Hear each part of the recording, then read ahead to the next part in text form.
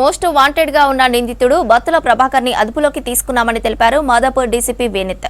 గాయపడిన కానిస్టేబుల్ ఆరోగ్య పరిస్థితి నిలకడగా ఉందన్నారు. నిందితుడిపై తెలుగు రాష్ట్రాల్లో 75 నుంచి 80 కేసులు నమోదయ్యాయని అన్నారు. వైజాగ్ జైలు నుంచి తప్పించుకున్నట్లు సమాచారం రావడంతో నిఘా పెంచామన్నారు.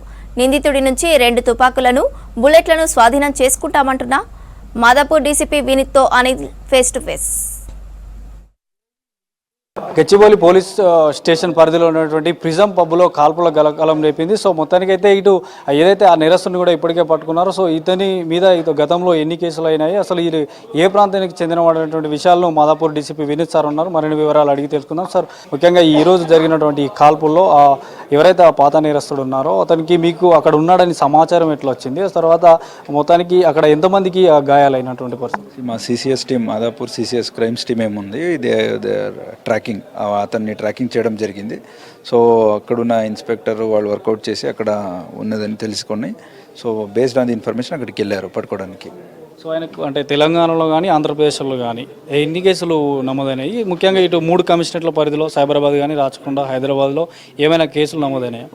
మా ట్రై కమిషనరేట్లో మోర్ దాన్ 16 కేసెస్ నమోదైనాయి. ఎంటైర్ మా తెలంగాణలో 40 కేసెస్ వరకు ఉన్నాయి. అండ్ ఉమ్మడి రాష్ట్ర ఆంధ్రప్రదేశ్ ఏముంది, ఇప్పుడున్న ఆంధ్రప్రదేశ్ అండ్ మన తెలంగాణ రెండిట్లో కూడా మోర్ దాన్ 80 to 90 కేసెస్ అతని మీద ఉన్నాయి.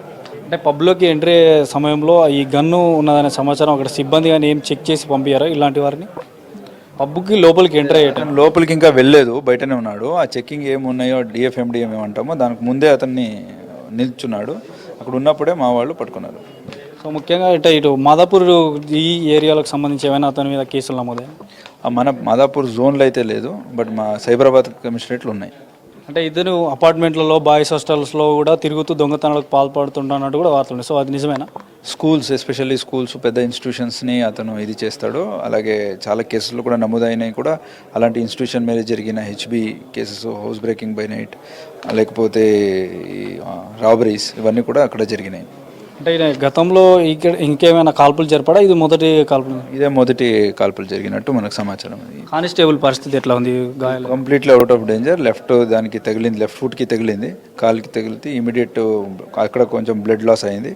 ఇమీడియట్ హాస్పిటల్ తీసుకెళ్ళాము, అక్కడ ట్రీట్మెంట్ జరిగి is out of danger. So చూడొచ్చు, ఏదైతే గచ్చిబౌలి పోలీస్ స్టేషన్లో జరిగినటువంటి ఈ కాల్పులకు మాత్రం పూర్తిగా కానిస్టేబుల్కు అవుట్ ఆఫ్ డేంజర్ ఉన్నాడో, తర్వాత ఏదైతే ఈ ప్రభాకర్ అతను ఉన్నాడో ఇతను బాగా ఇటు హాస్టల్స్లో కానీ స్కూల్స్లో కూడా దొంగతనాలకు పాల్పడేవాడు. ముఖ్యంగా ఆంధ్రప్రదేశ్ రాష్ట్రంలో, తెలంగాణలో కూడా కేసులు నమోదయ్యాయి. కానీ ఈ మాదాపూర్ డివిజన్కి సంబంధించిన వారు ఇక్కడ ఏం కేసులు నమోదు కాలేదని మాదాపూర్ డీసీపీ చెప్తున్నారు. Vijayan Shasak, Anil V6 news, Hyderabad.